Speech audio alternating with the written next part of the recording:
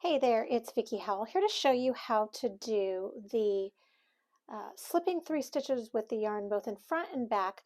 That is called for in the stitch pattern we're calling Rasket from our Block Builder Club.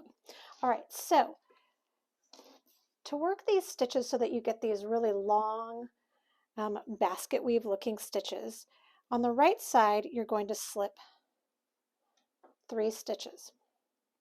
So that's pretty self-explanatory, but there's a couple things to keep in mind. You're going to be slipping for this first, the right side row with yarn in front, and that is that abbreviation is Sl3wyif. And then we're going to slip purlwise. So the first thing to remember is that we want to slip purlwise, and that ensures rather that our stitches stay oriented correctly and don't twist. So you can slip them one at a time or all 3 at a time. It's up to you. Then you take your yarn back to the front of the work, and you would complete the stitch however or the next stitch rather, however the instructions call for. So for what I'm working on, that's a purl. And then you would just continue on. You can see that creates that nice long loop. So let me show you again.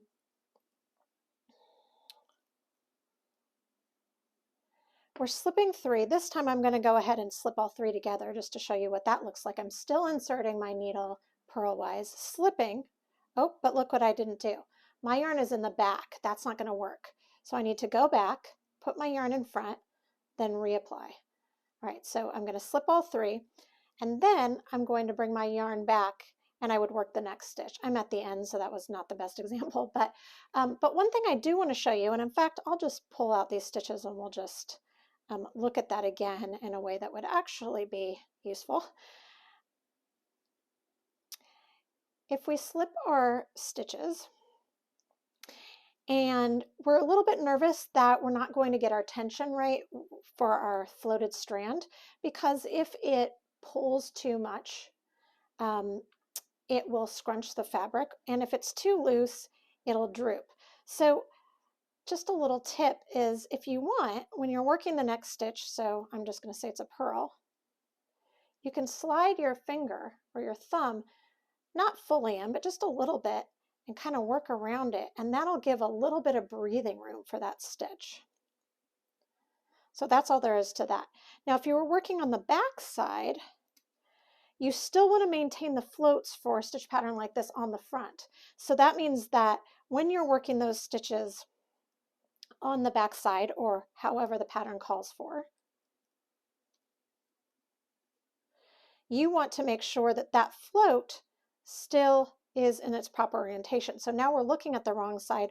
We're still going to slip purlwise, 1, 2, 3, but this time we've kept our yarn in back, and we're going to float it in the back and then bring it to the front and work the stitch, whatever the next stitch is.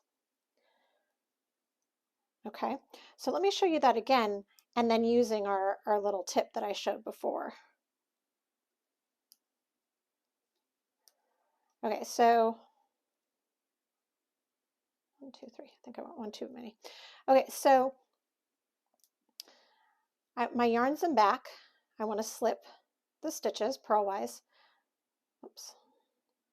Make sure you get all your strands. And then if you want to give that little bit of wiggle room like we did on the front, you can just take your finger,